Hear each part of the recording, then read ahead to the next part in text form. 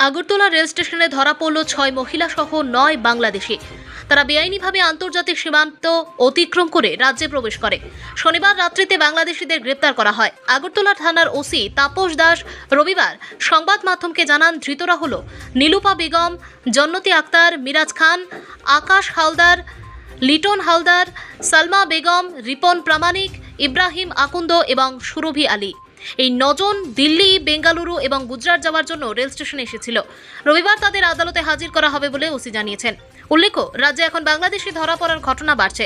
রেলে বাংলাদেশিরা বাইরে যাওয়ার সময় ধরা পড়ছে। এই ধরনের ঘটনা দিন দিন বাড়ছে, আর তাদেরকে সহযোগিতা করছে দালাল চক্র। তাদেরকেও ধরার জন্য তদন্ত চালাচ্ছে জিআরপি থানার ওসি।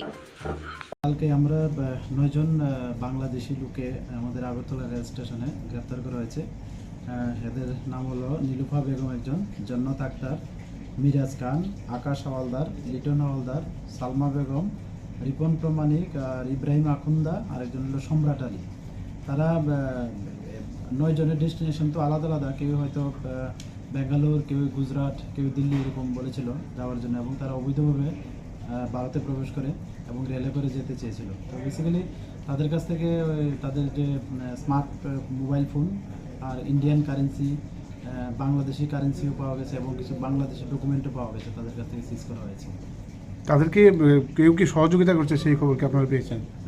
এটা তাদের ইন্টারোগেশন চলছে, নিশ্চয়ই কেউ না কেউ এদের সঙ্গে যুক্ত আছে, এবং আমরা অবশ্যই যারা এগুলোর সঙ্গে যুক্ত আছে আমরা তাদেরকে ফাইন্ড আউট করে আইনের আওতায় আনবো অবশ্যই।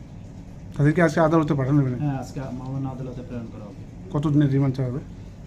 এখন তো ইন্টারোগেশন চলছে, দেখি আমরা এটা কতটুকু আমরা তাদের কাছ থেকে পেয়ে ওইটার বেসিসে আমরা রিমান্ড চাবো। ব্যুরো রিপোর্ট, জনতার বার্তা।